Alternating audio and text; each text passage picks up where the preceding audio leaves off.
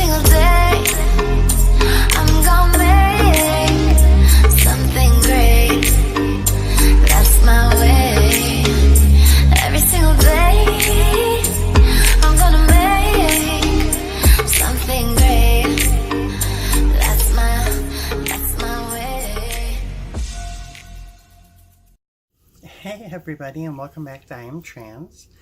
This is my second video, and the other day on Facebook, a gentleman made a very long post, and it pertained to transgenders. So it immediately caught my eye, and I think we need to discuss this. And his premise was that he had met a transgender on a dating site.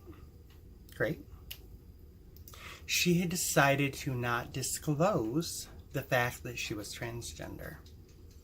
Happens. I know quite a few that don't. The premise of his post was that he wanted to and feels he should be able to file rape charges. And his premise was that because she didn't disclose, and they went on 2 dates, is what he said. And on the second date, there was oral sex involved, her to him. And in doing that, later he had, the next day, discovered that she was transgender. And he didn't say how, which is what I would have loved to have known, if she had divulged after the fact, or if just I don't know how. I was curious to know how, but I was so awestruck by the notion, in sitting back and thinking about it, did he have a valid point? Is it rape? It's such a gray area. I just don't know. I for sure know that morally, I don't think it was right for her to non-disclose. I think when it comes to intimacy, I know that's not an STD or any of those things, but I really just think for your safety and just the good of others, you would disclose. She didn't. He feels that it's rape because if he would have had knowledge of her not being born a woman, that he would have said no. And that under false pretenses, he had sex with someone, and so he's classifying that as rape. Before I made this video, I did a lot of study. I could not find a single federal precedence or case study or case stating rape from failure to disclose. Not that it's not, just I couldn't find one. And so federally I couldn't find one, and I looked up a few states and I couldn't find any either. So I don't know if it's never been brought up before, or if it has, it's classified under something and I'm not finding it. But I'm really curious to know what you all think in the comments below. In my YouTube, please give me your input, your thoughts. I really love to know, because to me, honest to God, it's a really gray area, and I don't know if I would call it rape.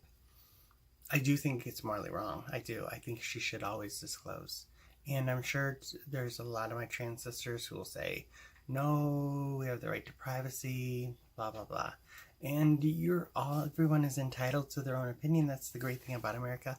I would disclose, but that's just me, and everybody's different. So I'd really love to know, do you think he has a case? Do you think it's rape? Do you think it's called something else? I really like to have some comments. If you're on my Twitter, I'm going to post this there also, in the video on my Instagram. Any way that you're seeing this video, my Facebook, yeah, let's get into it. Let's figure it out together, what it should be called, if he has a case or he doesn't. If you do not have my Twitter, it's very easy. It is at I am trans 2. I am trans 2. And it's the same with my Facebook public notoriety page, and that is called I am trans also. It's called I am trans. So it's easy to find me. And then, of course, this YouTube. But my Instagram is a little harder to find. And I'll have that posted in the sig below for you, all these links. But I hope we can have a great discussion.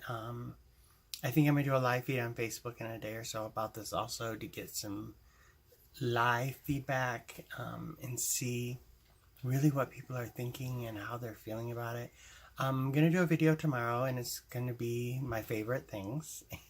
I'm going to show you some of my favorite products that I've been using since my transition.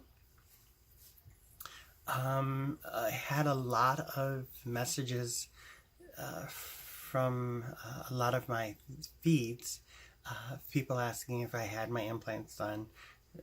These are not implants, they're all hormone grown, manufactured with the pill and some injectables. I have not had implants yet. A good push-up bra can make your puppies look beautiful. But I'm going to do my favorite things video.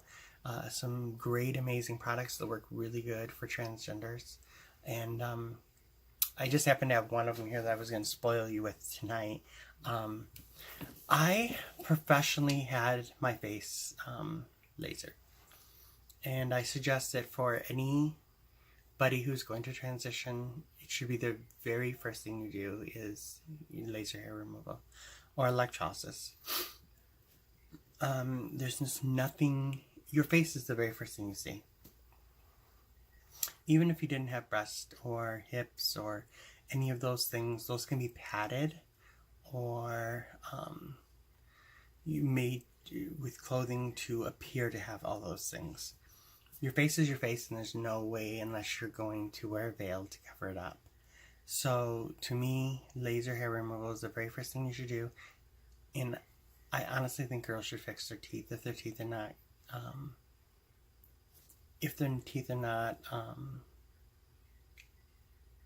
well taken care of. It's your face. It's the very first thing they see. A white, beautiful smile is everything.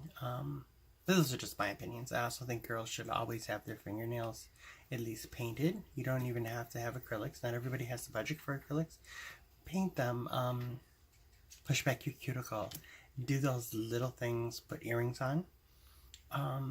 Many people say, are you going to grow your hair out? I may. Probably just shoulder length. It was so hot this summer and I enjoyed having short hair. Yeah, and so shorter hair really does, I think, fit me better. So everybody has their own preference. I'm going to show you this product. I decided, on top of getting the laser professionally done on my face, which is very expensive, there was no way I was probably going to be able to afford to do my whole body. So I did a whole lot of research to find home laser treatments, removals. And I found a great product that was by far cheaper than all the rest. And it's called Malay.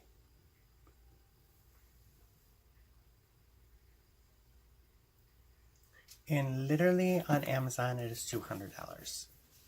The rest are like $500. I've had great results. As you know, any laser hair removal, there's the process, and you have to shrink the hair and thin the hair, and it's a process. I mean, it's months of getting after it. The product looks like this. It has changeable heads so that you can do laser hair removal, acne care, or skin care. There's one, the one I bought only came with the laser hair removal, It's $40 for each other head. And then when this head, you're given a few million zaps. When it's done, you can buy a new cartridge and it just pops right off. It is absolutely brilliant. The best $200 I have ever spent in my life. The bottom half of my legs, the hair is pretty much gone already after 2 months. Everything is just really thinned out in my body hair. I wasn't really hairy, mostly my legs. My butt crack. The very best $200 I've ever invested. Do your research. That's what I did. If you research it and look at reviews, it says that it suggests that it does really, really well with male hair, back hair and all that. Male hair is a little coarser. So I did my research, and it literally, for me, has been everything that the reviews said it was. Well, I'm going to close this off. It was a pleasure talking to you all. I look forward to seeing your comments and getting this debate going. Till next time, this is I Am Trans. Live to be a beautiful you.